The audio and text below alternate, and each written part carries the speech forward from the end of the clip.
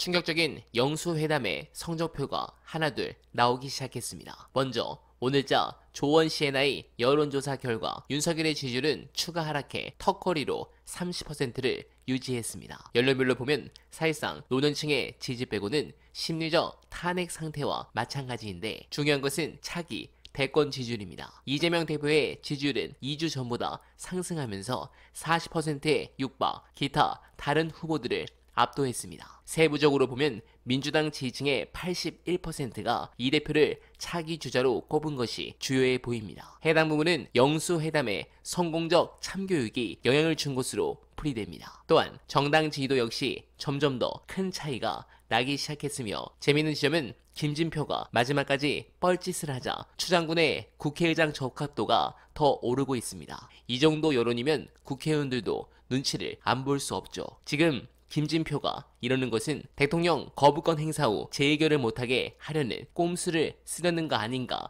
강한 의심이 듭니다. 질질 끌다가 17일 본회의 통과를 시키고 거부권 행사 시 15일 이내 재의 요구이기 때문에 5월 30일 21대 국회가 끝나니 재의결 못하고 자동 폐기하는 수순, 이런 시나리오가 떠오르는 건 저뿐인가요? 정말 후한무치한 인물인데 민주당이 국회의장 선출에 정말 더 신경을 쓰길 바라며 추가적으로 하나 더 차기 대선을 위해 꼭 해야 될 것이 있습니다. 영상 보시고 이어가 보겠습니다. 이준석 선거법 위반 어떻게 되나요? 저건 딱 떨어지는 당선무효 사유입니다. 허위사실 유포가 선거법 사건에서 의원직을 상실하는 가장 대표적인 사례고요. 거의 대부분 예외가 없습니다. 근데 허위사실 유포가 두 종류거든요. 자기 거를 부풀리는 거, 그 다음에 상대방을 긁는 거, 깎아내리는 거. 근데 상대방 깎아내리는 게 훨씬 더 세죠. 죄질이 안 좋거든요. 또 따져보던데? 그러니까 그거를 사실인지 알아보려고 노력했냐. 네. 그런 걸 따져보잖아요. 그렇죠. 그러면 봉영호 후보 측에 연락을 해본다든가 뭐 이러면 금방 알아볼 수 있는데 그런 노력을 안 했죠. 날라가야 맞아요. 날라갈 가능성이 큰 게 아니라 기존의 판례나 예 보면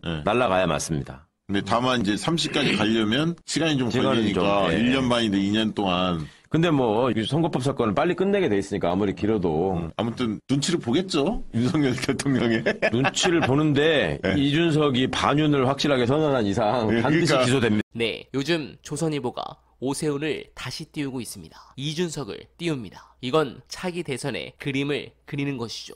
다시 2030 남성들을 자극해서 박빙 대선을 연출하겠다는 의도입니다. 그래서 민주당은 이준석 한 석으로 보면 안 됩니다. 3석짜리 소수정당 목소리를 30석 수준으로 조중동이 키워주고 있는데 만약 이대로 두면 큰 재앙으로 저는 다가올 것이라 생각합니다. 특히 진보 진영에서도 이준석 빨아주는 정신나간 유튜버들이나 평론가들이 있는데 관련해서 제가 격하게 공감한, 그리고 여러분들께서도 고개를 끄덕이실 훌륭한 평론 안내드리며 이만 인사드리겠습니다. 진보 아재들 중에 이준석을 인정하는 식으로 방송하시는 분들이 많더라고. 정말 비겁하고 게으른 평론입니다. 이준석이 했던 정치 중에 제일 먼저 장애인이랑 붙었고, 그런 것들 우리 사회가 지향해야 될 점입니까? 이런 게 안 좋은 포퓰리즘으로 나가고 있으니까 우리가 그 사회에서 살기 싫다고 해서 그 사람 비판하는 거잖아요. 뭐 왜 좀 인기 많고 다른 사람들한테 인지도 많으니까 그 사람 인정해야 돼, 이런 식으로 방송을 해? 이준석이 또래라서 질투심을 느끼는 게 아니고 그런 사람이 진짜 대통령 되면 되겠습니까? 제가 이준석을 비판하는 중요한 요소 중에 하나는 뭐냐면 마치 자기가 청년층을 대변한다고 사람들의 착시를 유발하는 겁니다. 실제로는 아닌데 아주 일부만 이야기될 수 있는 부분을 하거든요. 20대 남성층에서 개혁신당 득표율이 제일 높아요. 근데 민주당 계열의 비례정당이 26.6%고 조국혁신당이 17.9%입니다. 합치면 50%에 육박을 해요. 어느 쪽이 더 20대 남성층을 더 많이 대변합니까?